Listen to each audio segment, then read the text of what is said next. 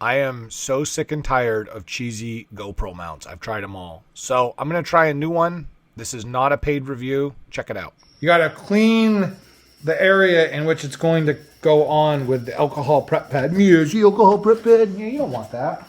Hey, check it out. It comes with a get out of jail free card.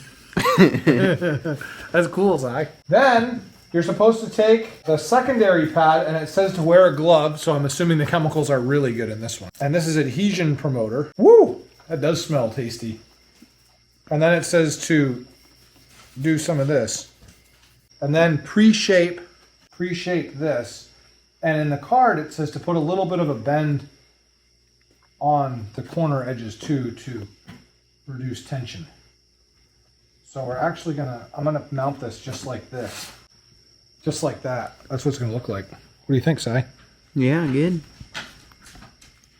I always heat the 3M glue up a little bit. I think it sticks better.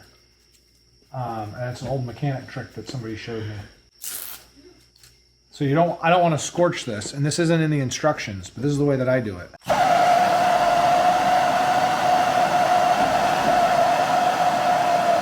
Then I'm just going to center this essentially right on here. Yeah, baby. Dude, what do you think? That looks pretty slick. And I'm following the contour of the helmet.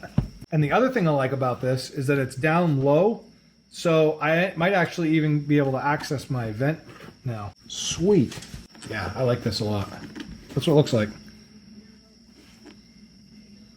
Pretty slick. I'll throw the link in my description. Thanks again, Motorrad.